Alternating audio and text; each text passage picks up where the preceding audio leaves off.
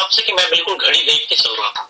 जितना भारतीय जनता पार्टी के प्रभावी प्रवक्ता को, विद्वान प्रवक्ता को समय दिया जाए उतना मुझे भी दिया जाए। चलिए, क्योंकि मैं दूसरे डिबेट्स की चलिए आप बात तो रखना शुरू करिए जी। और मुझे टोका ना जाए। तो अब दूसरी बात पे आ जाते हैं।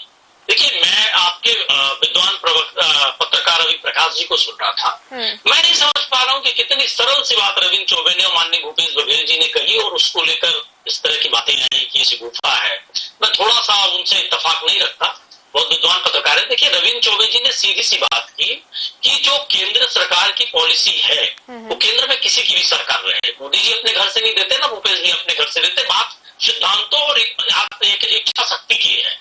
तो देखिए, जो सरकार केंद्र की सरकार देती है 6% अगर लगातार उसमें इजाफा होता रहा तो अगले पंचवर्षीय पहुंचते तक, मतलब हमारा अगला कार्यकाल जो चालू होने वाला है वो तो 28 तक 3600 रुपए हो जाएगा। क्या उसमें समझने की बात है? बहुत सीधी सी बात है।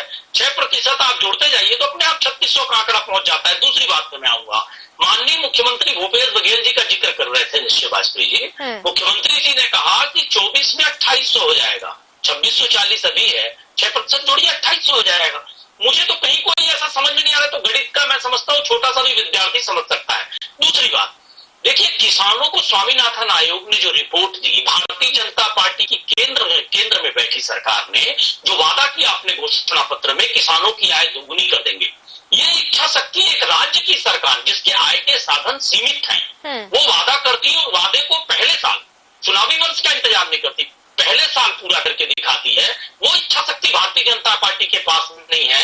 ये बिना मांगा कृषि बिल लेके आते हैं जिसमें एमएसपी और मंडी को समाप्त करने की योजना बनाते हैं। 2-3 अरबपतियों के हिसाब से 2-3 व्यक्ति भारतीय जनता पार्टी को चलाते हैं। बहुत सीधी सी बात है। और सारे किसानों का देश के शोषण करना चाहते हैं। आप 2018 के पहले सरकारी आंकड़े उठाकर देख लीजिए, प्रतिदिन लगभग 5 किसान आत्महत्या करते